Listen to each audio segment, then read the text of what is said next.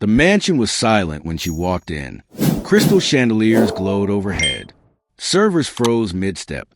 Conversation dipped, just for a second too long to be accidental. Marianne Brooks felt it immediately, that familiar tightening in her chest. The way smiles faded just a little too quickly. The way eyes scanned her outfit, her skin, her presence. She was a guest, invited, and yet unwelcome. The wealthy family hosting the event didn't say anything at first. They didn't have to. Their silence did the humiliating for them.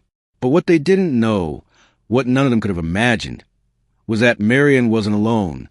And when her son finally arrived, everything changed. Marianne almost declined the invitation. It was a formal charity dinner hosted by the Harrington family, one of the richest families in the state. Old money, generational wealth, the kind of name people lowered their voices to say. She had been invited because she sat on the advisory board of a small nonprofit, one that had recently partnered with the Harrington Foundation. Just show up, the coordinator had said. Your presence matters. Marianne believed in the cause. Education access, scholarships, opportunity. So she said yes. She wore a simple navy blue dress. Nothing flashy, nothing loud, just elegant. Her son, Evan, couldn't come with her right away. He had a prior engagement, but he promised he'd join later. Don't worry, Mom, he said. I'll be there. Marianne smiled. She trusted him. She just didn't know how much she would need him. The Harrington estate looked like something out of a movie. Long driveway, iron gates, valet parking, marble steps. As Marianne stepped inside, she noticed the looks, not curiosity. Assessment. A woman in pearls whispered to another guest. A man in a tailored suit glanced at her badge twice. A hostess hesitated before checking her name. Oh, yes, you're on the list, the hostess said, surprised. Marianne nodded politely. She moved through the room alone. Servers passed her without offering drinks. Groups formed circles that subtly closed when she approached. Every smile felt rehearsed. She overheard it then. Who invited her? She's with a nonprofit, I think. Oh, interesting choice. Interesting. That word always carried weight. Dinner was announced. Seating cards were arranged carefully. Marianne searched for her name. Back corner, near the service entrance, far from the donor's table. She swallowed the sting and sat down. The woman next to her shifted her chair slightly away.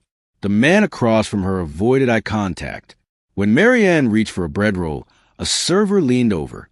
Excuse me, ma'am, this table is reserved for donors. Marianne blinked. I am a donor. The server hesitated. Let me check. Voices nearby quieted. The hostess returned, flustered.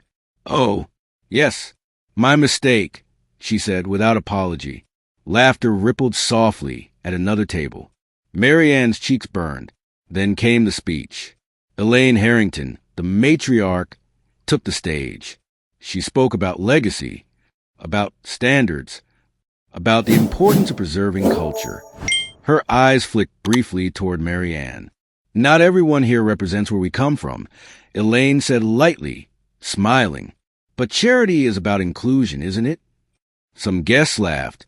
Marianne felt the humiliation settle deep in her bones. She checked her phone. No message from Evan yet. Marianne considered leaving. No one would stop her. No one would care. But she stayed. She listened. She clapped politely. She held her posture straight. Because she had learned long ago, dignity is resistance. A young staff member whispered as she passed. I'm sorry, barely audible. Marianne smiled at her. Then the front doors opened. The room shifted. Not loudly, but noticeably. A tall man stepped inside, calm and confident. Dark suit, clean lines, no rush in his stride. The valet hurried. The event coordinator straightened. Elaine Harrington paused mid-sentence. Is that? Someone whispered. The man scanned the room. Then he smiled. Mom. Every head turned. Marianne stood slowly. Evan, she said softly. He walked straight to her and kissed her cheek. Sorry I'm late. Elaine Harrington approached. suddenly warm. "Evan Brooks," she said, extending her hand. "We didn't realize you were attending." Evan shook it politely. "I wasn't," he said, "until my mother told me how the evening was going." Silence. Someone gasped. Elaine laughed nervously. "I'm sure there's been a misunderstanding." Evan turned slightly so the room could hear. "My mother is the reason your foundation secured federal matching funds last year," he said calmly. Murmurs spread.